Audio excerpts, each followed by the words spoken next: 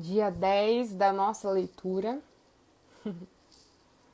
Já foram aí 10 dias de leitura conjunta e comentada do livro A Depressão de Spurgeon.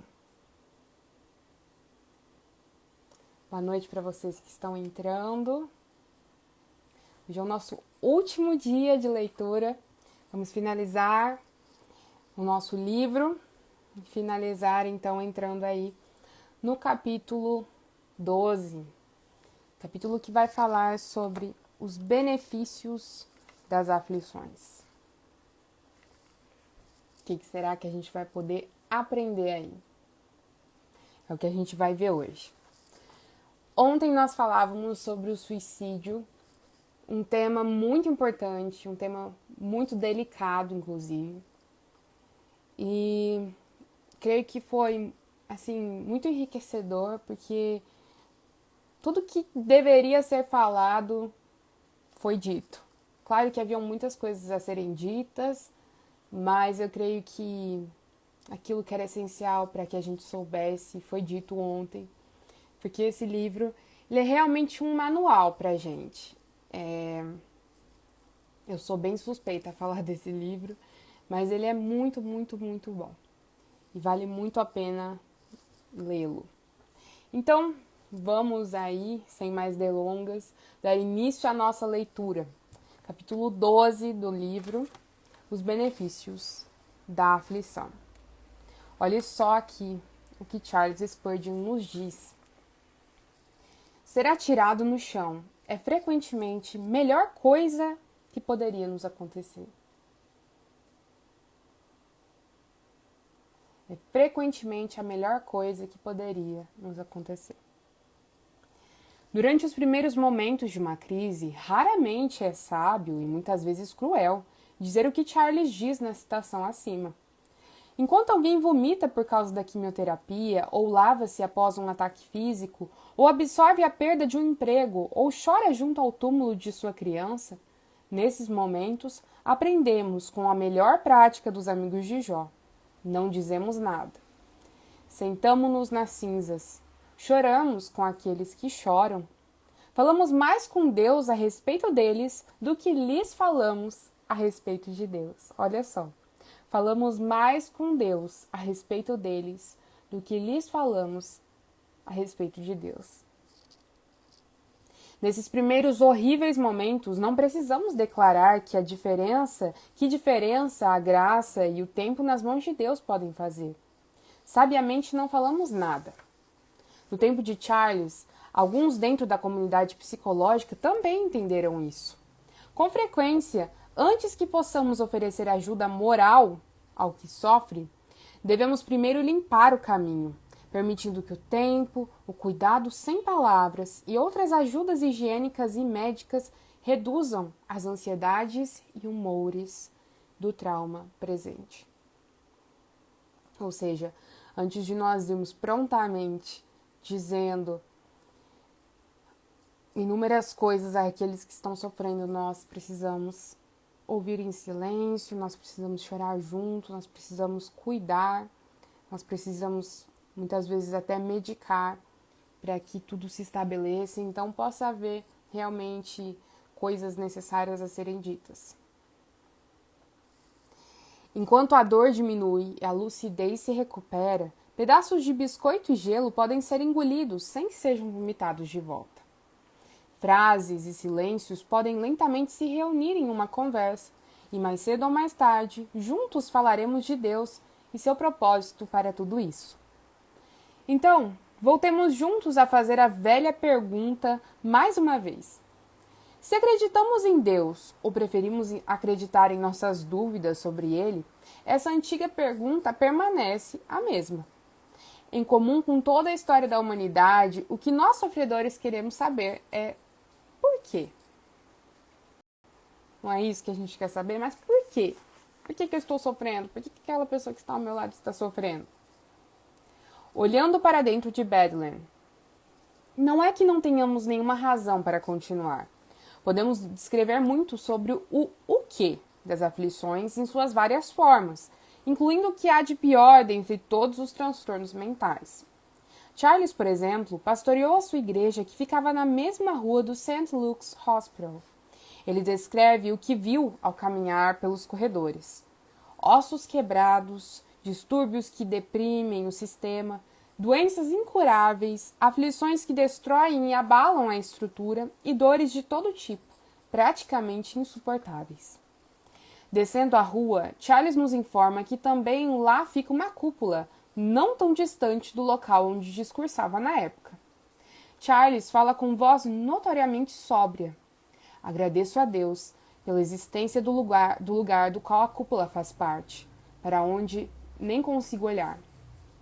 Então, talvez, voltando o pensamento para quando sua própria mente quase desfalecia, Charles pausa e diz: eu espero nunca olhar para isso sem erguer meu coração em agradecimento a Deus por minha razão haver sido poupada.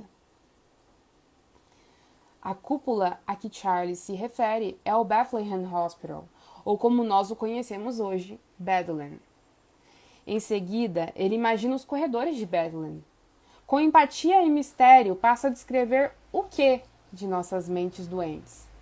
Não é uma pequena infelicidade ser desprovido de nossas faculdades, ter a mente varrida de lá para cá em ciclones de loucura desesperada e furiosa, ou ser vítima de alucinações que nos tornam inúteis e até mesmo nos tiram do companheirismo com o semelhante. Bethlehem faz com que Charles fale daqueles que sofreram a perda de toda a razão. Porém, admite que nenhum resultado prático vai fluir da tentativa de entendimento de como Deus e sua graça explicam um ser humano nessa terrível condição. Então, deixe isso para lá, disse ele. Com isso, o pregador decepciona a nós que queremos uma resposta. O homem de Deus é humano também.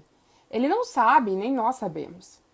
Só sabemos descrever o que, mas não o porquê de Deus permitir tal sofrimento se Deus é Deus. E ele vai desenvolver um pouquinho mais esse raciocínio mais à frente aqui no capítulo. Mas é interessante a gente ver a contemplação de Charles Spurgeon, olhando para aquele hospital e pensando, na verdade agradecendo a Deus, porque a sua razão lhe fora poupada. Ele não havia perdido a sua razão, coisa que pode acontecer quando a situação mental se torna tão grave. Isso é real. As pessoas chegam ao ponto de ficarem loucas mesmo, literalmente. Perdem a razão. E se nós permanecemos sãos, é somente pela graça do Senhor. Eu não mudaria isso. Vejamos o que ele diz aqui. Também sabemos muito sobre como as aflições e a depressão em suas várias formas operam em nossas vidas. Neste livro, descrevemos suas misérias. Contudo, benefícios surpreendentes da aflição também forjam parte do que conhecemos. Afinal, às vezes os sofredores dizem uma coisa estranha. Eles dão graças pelo que têm sofrido. Não todos, obviamente. Sabemos muito bem como as aflições podem alterar negativamente uma pessoa. Elas podem nos endurecer, nos deixar amargos, esmagar nossa fé em Deus e nos fazer céticos sobre as pessoas. Mas muitos que gostariam que seus sofrimentos não acontecessem, nos dizem, todavia, que vieram a aprender boas coisas que, de outro modo, não aprenderiam. Charles é uma dessas pessoas. Frequentemente, me sinto muito grato a Deus por ter sofrido tenebrosa depressão. Olha só que fala. Ele agradecia ao Senhor. Conheço as fronteiras do desespero e a horrível beira desse abismo de trevas dentro do qual meus pés quase desapareceram. Mas por que ele é grato à depressão? Charles responde: centenas de vezes fui capaz de dar uma compreensão útil aos irmãos e irmãs que vieram para essa mesma condição, cuja compreensão jamais poderia ter dado se não tivesse conhecido o desânimo profundo deles. Nem todos nós estamos prontos para dizer o que Charles está dizendo. Nossa dor fica muito profunda. Essas palavras de Charles são reais. E eu, na minha vida, testemunho disso. Posso olhar para a aflição e, apesar de Claro, eu não gostaria de ter passado por tudo isso, mas ao mesmo tempo entender que aquilo foi necessário e o Senhor tirou muitos bons frutos. Frutos tão bons que eu agradeço ao Senhor. É algo meio louco, assim, meio paradoxal, mas é uma coisa que muitos homens e mulheres do Senhor testemunharam na sua vida. No entanto, continuando aqui, isso pode nos ajudar a saber que Charles não expressava essa gratidão pela depressão de maneira leviana. Ele não fazia isso de maneira leviana e a gente tem que entender que muitas pessoas não conseguem fazer isso também. Às vezes, ele conseguia meditar sobre o mesmo assunto e chegar a uma conclusão diferente. Ainda nunca ouvi falar de alguém que extraísse qualquer coisa boa do desespero. Então aqui ele já está dando uma outra visão. Ele também não podia ser leviano, porque sua transparência acerca da depressão teve um preço para ele. Alguns até usavam sua depressão contra ele como um meio de repudiar o que ele tinha a dizer. No entanto, em meio à dolorosa decadência e ao fluxo desses sofrimentos, Charles voltou-se repetidas vezes à convicção de que não negociaria sua fé e seus sofrimentos. Olha só, ele não negociaria sua fé nem os seus sofrimentos. Também podemos encontrar a tempo nossa direção por este caminho surpreendente. Olha só. Sofri tanta dor física como a maioria aqui presente. E também sei tanto sobre a depressão de espírito quanto qualquer um. Não trocaria com o homem mais saudável, ou com o mais rico, ou com o mais culto, ou com o homem mais eminente de todo o mundo, se tivesse que desistir de minha fé em Jesus Cristo, provada como às vezes é. Que frase, né? Palavra de Charles Spurgeon, seu próprio testemunho. A bigorna, o fogo e o martelo.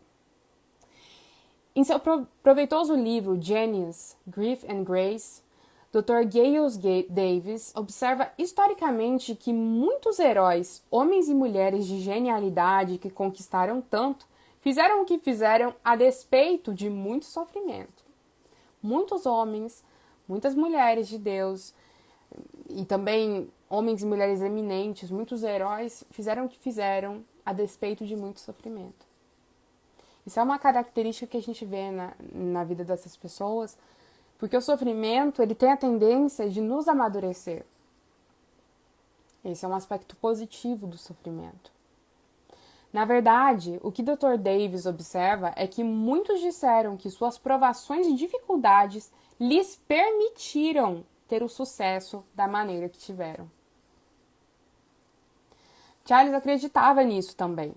6 anos antes de sua morte, enquanto rememorava sua vida, ele nos surpreende com sua perspectiva sobre a utilidade do sofrimento para fazer o bem na vida. Essa citação dele é maravilhosa, então preste muita atenção. Estou certo de que corri mais rapidamente com uma perna manca do que já corri com uma saudável. Estou certo de que vi mais no escuro do que jamais vi na luz. Mais estrelas, com certeza, mais coisas no céu e menos coisas na terra. A bigorna, o fogo e o martelo são os que nos formam. Não somos tão lapidados por qualquer outra coisa.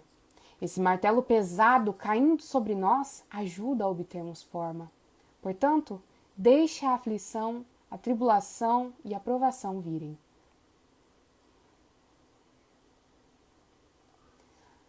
Realmente, nós somos provados, lapidados.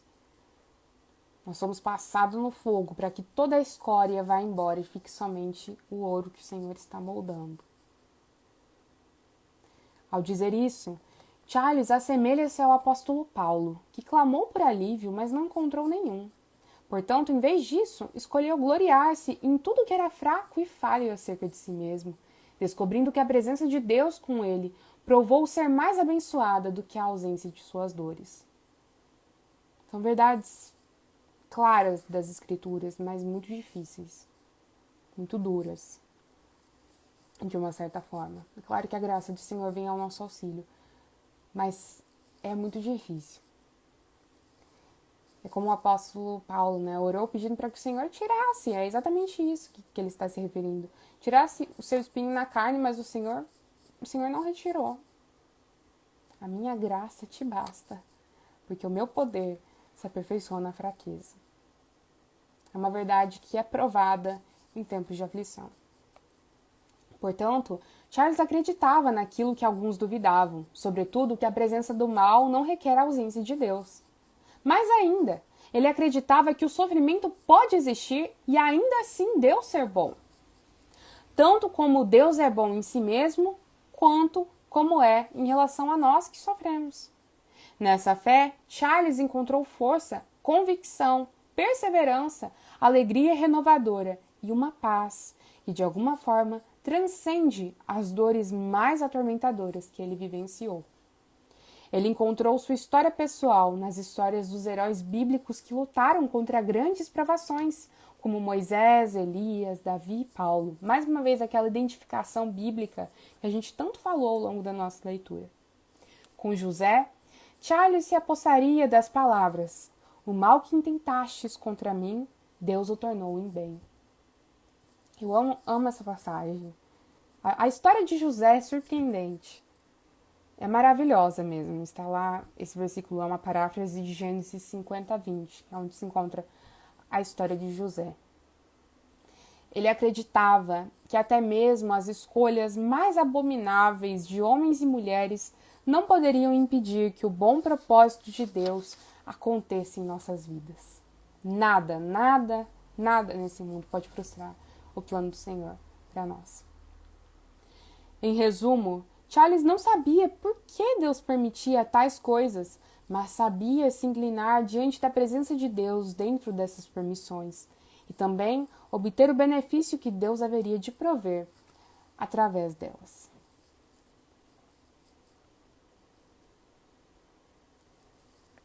Apesar dele não saber o porquê, ele aproveitava os benefícios da aflição.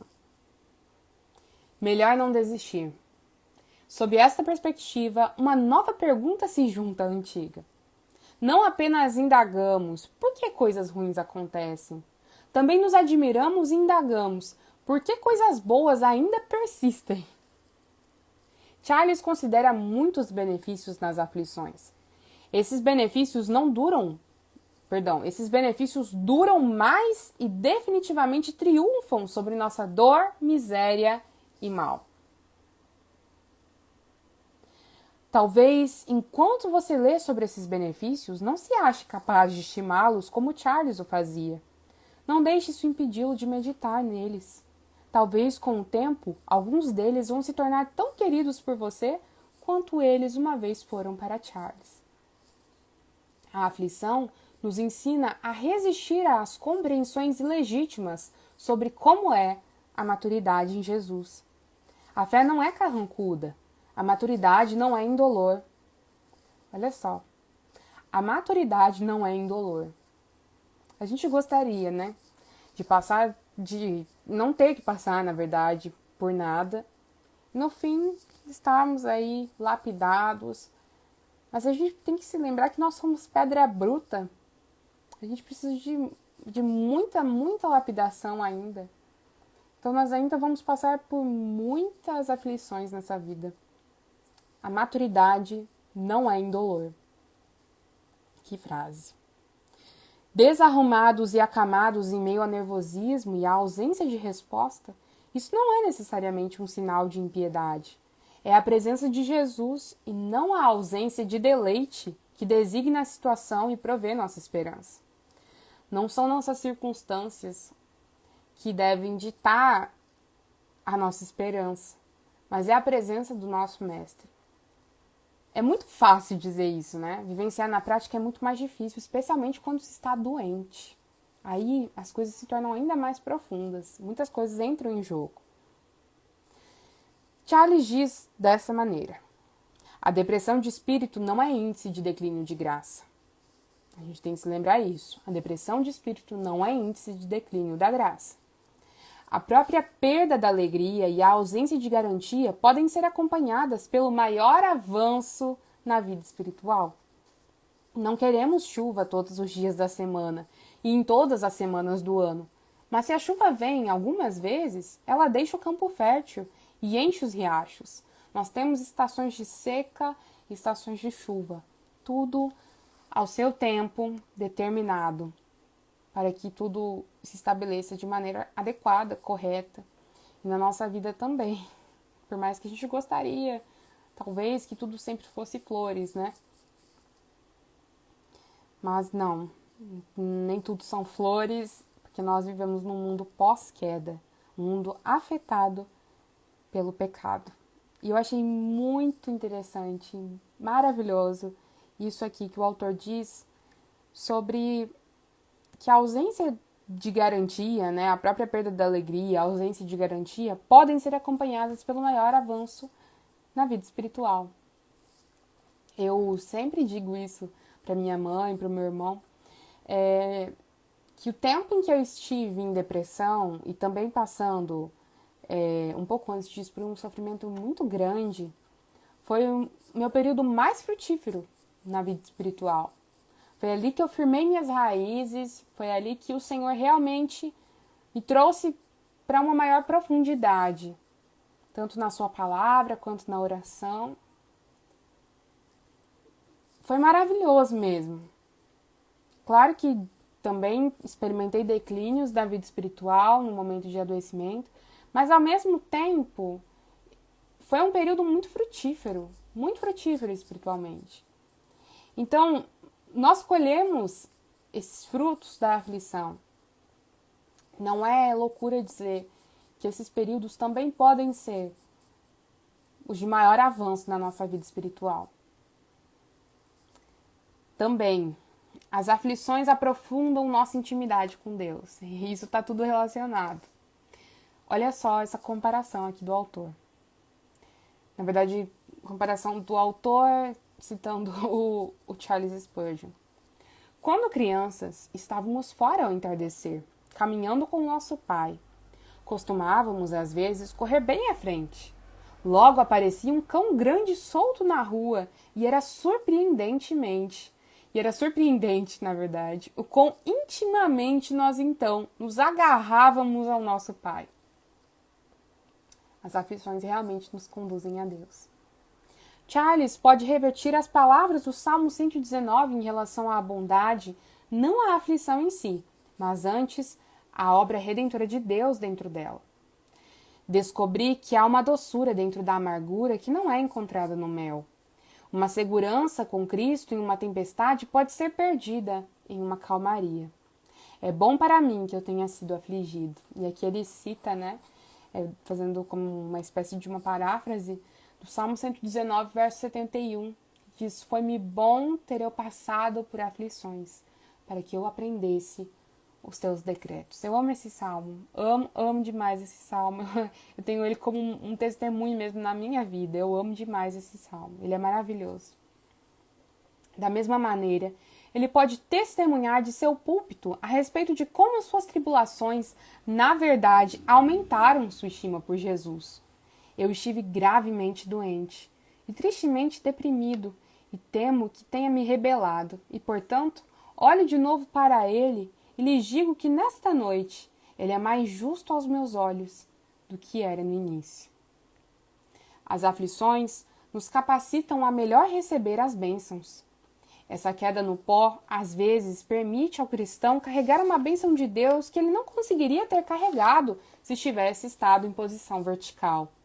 Há, de fato, tal situação como estar sendo esmagado por uma carga de graça, vergar devido a um tremendo peso de bênçãos. Tantas bênçãos de Deus que, se nossa alma não estivesse prostrada por elas, elas seriam ruína para nós. As aflições esvaziam nossas pretensões. A aflição a aflição descostura a bainha de nossas racionalizações. Quando essa tristeza vem, nos leva a operar um autoexame. Quando sua casa tremeu, isso fez ver se ela tinha sido alicerçada sobre a rocha, diz Charles. Então a aflição realmente nos leva a um autoexame. Ela tira todas as nossas falsas pretensões. Ela realmente nos expõe.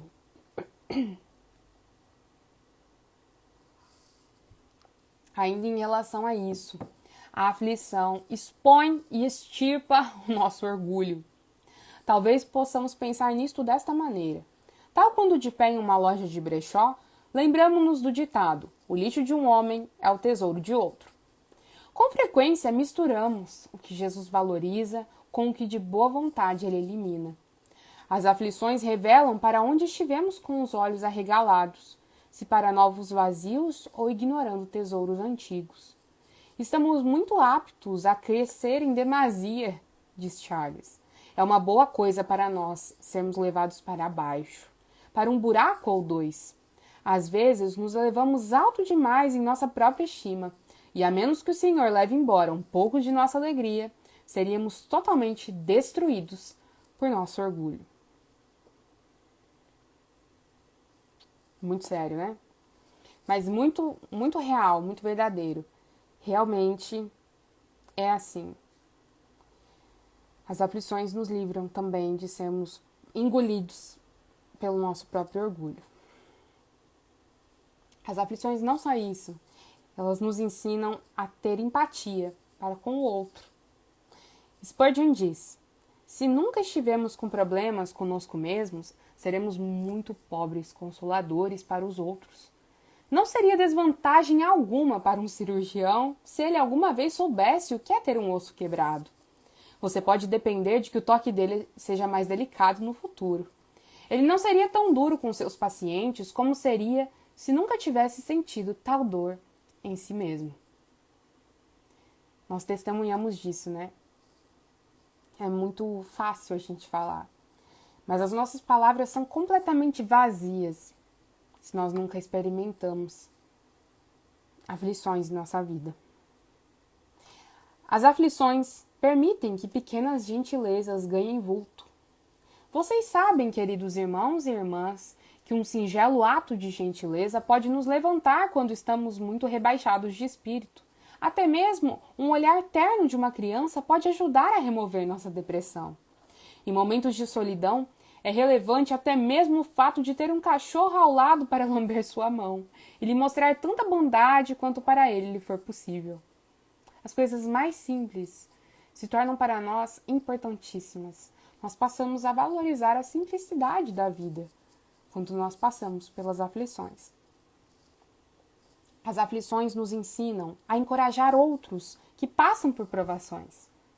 E vocês, tímidos, pessoas nervosas, não descobriram por si só que se alguma vez se envolverem em um acidente, lá vocês serão frequentemente as pessoas mais corajosas? Vocês que são frágeis e trêmulos parecerão fortalecidos no momento.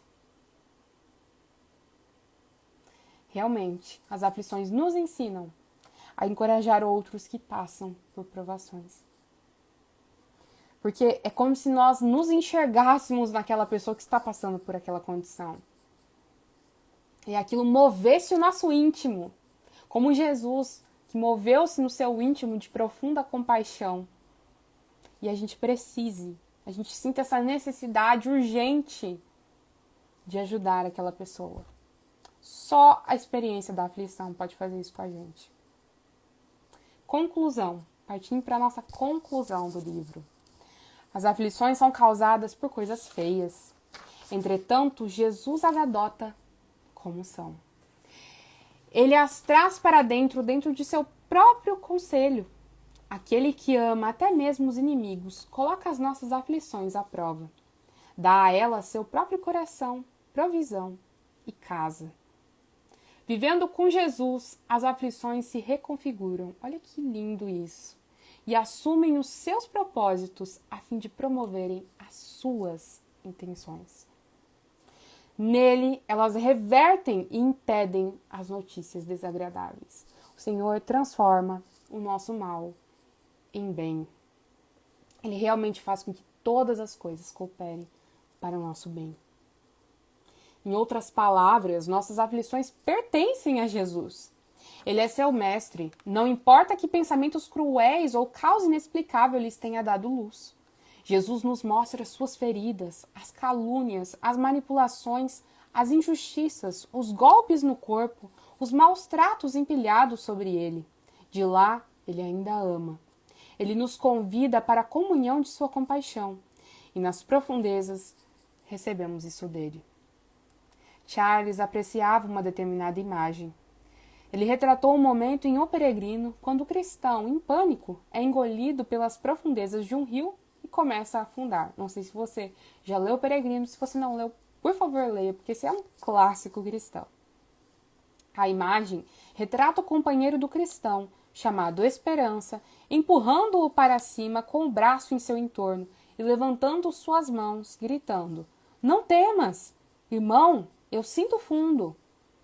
Com essa imagem em sua mente, o pregador, tão familiarizado com as aflições, então se regozija com aqueles que o ouviam. Isso é simplesmente o que Jesus faz em nossas provações, Charles proclama. Ele coloca o seu braço ao nosso redor, aponta para cima e diz: "Não temais. A água pode ser profunda, mas o fundo é bom." Pode ser que você sofra de uma doença mental na forma de depressão de espírito. As coisas parecem muito obscuras e seu coração muito pesado. Quando a vida é como um dia de nevoeiro, quando a providência está nublada e tempestuosa e você é apanhado em um furacão, quando sua alma está excessivamente aflita e você está ferido como um cacho pisado em um lagar de vinho. Ainda assim, agarre-se intimamente a Deus e nunca deixe de lado o temor reverente para com Ele. A despeito de quão excepcional e incomum possa ser a sua provação, sussurre com Jó estas palavras: "Ainda que ele me mate, nele confiarei." Nesses sussurros, frequentemente despercebidos e inauditos, seus tesouros brilham como devem, pequenos, mas quentes como uma chama de vela dentro de uma jarra trincada. Inestimável é essa cintilação em meio aos ventos uivantes da profundeza da noite. Sua luz na vigília, destemida, continua a vigiar os desamparados, continua a vigiar até o raiar da manhã. O sol pode não se levar por algumas horas ainda, mas aqui, em meio às horas de espera, os aflitos têm um Salvador. Aqui, em meio às horas de espera, nós temos um Salvador. Ainda que a noite venha sobre nós, ainda que as ondas se lancem contra nós e a tempestade fique ainda mais violenta, que nós possamos dizer como Jó: ainda que ele me mate, nele confiarei. A minha confiança está posta em ti, Senhor, e somente em ti. Tu és a minha fortaleza, tu és a minha rocha, somente no Senhor eu irei confiar. Porque nós sabemos que o Senhor tira das nossas aflições um bem precioso. Ele nos molda, ele nos transforma com o seu martelo, ele nos lapida. Ele nos molda no fogo, ele nos faz passar no fogo mesmo. A gente fica até sem palavras depois, né, desses ensinamentos tão maravilhosos. Que tudo isso possa ter servido para você e que a palavra de Deus produza frutos. A gente tem as promessas do Senhor, a promessa do Senhor de que a sua palavra não volta vazia, ela não volta mesmo, ela sempre surte efeito. E essa é a nossa confiança. Então, aqui nós finalizamos a nossa leitura, um pouquinho mais cedo, ainda são 8h35, mas que bom. Se algum dia nós passamos um pouquinho de tempo, hoje nós fizemos menos e que você possa refletir em todas essas palavras, em todas elas, porque são preciosas e profundas. De todo mal o Senhor tira um bem, e o Senhor sempre está conosco, Ele nunca nos desampara em meio às nossas aflições, nunca, jamais. Ele sempre está conosco. E esse é o nosso consolo, esse é o nosso conforto, mesmo passando pelo vale da sombra da morte, experimentando os efeitos da queda, né? Experimentando os efeitos da queda, do pecado, da entrada do pecado no mundo, tendo doenças, transtornos mentais, ainda assim o Senhor nos dá graça para continuarmos vivos. Realmente esse livro é incrível e muito edificante mesmo. muito. Eu digo assim, de verdade, esse livro é um manual. Eu até comecei a ler e vou continuar lendo outros livros a respeito desse assunto, mas eu ouso dizer, ainda sem terminar os outros, que esse livro aqui eu acho difícil alguém superá-lo. Eu acho bem difícil. Porque ele é fino, ele é direto, ele é profundo ao mesmo tempo e ele vai ao coração de quem sofre e ao coração de quem ajuda. Por isso ele é tão maravilhoso. Por isso eu gosto tanto desse livro. Se você não tem esse livro, vai atrás de um exemplar para você, porque eu tenho certeza que vai ser bênção na sua vida. É um livro excelente para presentear outras pessoas também. Faça isso. A Depressão de Spurgeon, do autor Zach Aswine, da editora Fiel. Faça isso. Eu espero que tenha sido uma bênção essas leituras conjuntas e comentadas. É a primeira vez que eu faço isso por aqui. Então, a gente vai seguindo aí. Mas eu gostei muito de fazer isso. Foi muito bom reler, relembrar tudo isso. Eu fico feliz de ver também aí vocês dizendo, né? Gostaram, foi muito bom ter lembrado, né? Da aflição com os olhos de Spurgeon, vendo que o Senhor é bom conosco. É uma bênção de Deus mesmo. É maravilhoso. Eu queria terminar essa leitura conjunto comentada, esse estágio aí, esse processo, essa caminhada, essa jornada que a gente encarou aí com uma oração. Curva sua cabeça comigo aí. Vamos orar todos nós juntos. Senhor, nosso Deus e Pai, nosso coração se enche de gratidão porque nós finalizamos essa leitura. Porque eu tenho certeza que foi uma bênção na minha vida e na vida de aqueles que participaram também, Senhor. Que seja a bênção, Senhor, na vida dessas pessoas, Pai. Que o Senhor venha abençoá-las grandemente com a Tua graça, Pai, e derramar a Tua graça em meio às suas aflições, em meio à doença, Senhor, em meio à profunda e terrível angústia. Que o Senhor venha estar com elas, Pai, como junto aos Teus filhos na fornalha ardente. Que o Senhor esteja com cada uma dessas pessoas, Senhor, com cada um desses irmãos, Senhor. E que o Senhor venha restaurá-los, Senhor. A encher, Senhor, a boca deles de riso novamente. E que eles possam vir a testemunhar da grandeza do Senhor. E vir a um dia chegar a agradecer ao Senhor por ter passado pela aflição. Porque o Senhor nos aproxima de Ti. Te agradeço, Pai, pelas aflições. Pela Tua obra, Senhor, pela Tua graça. Ser conosco, meu Deus, que esses ensinamentos venham ficar martelando na nossa mente, que nós possamos vir a transmiti-los também para outras pessoas que estão próximas de nós. Nos faz mais compassivos com aqueles que sofrem, meu Deus. É o que nós te pedimos, gratos a Ti, por tudo que o Senhor nos deu, por tudo que o Senhor nos provê, Senhor, como estes recursos tão preciosos para o nosso ensinamento. Te agradecemos pela Tua palavra, Senhor, que nos ensina tanto, Senhor, e é o nosso guia, Pai. É o nosso guia em nossa caminhada aqui nessa terra. Nos faz mais ávidos, Senhor, mais desejosos, Senhor, por amá-la, por estudá-la. Tem compaixão das nossas vidas, Senhor. É no nome do Teu Filho que nós oramos. Amém. Amém. Deus abençoe a sua vida. Eu espero que todos tenham sido abençoados por essa leitura. Uma boa noite para você. E aqui se encerra essa etapa. Tchau, tchau.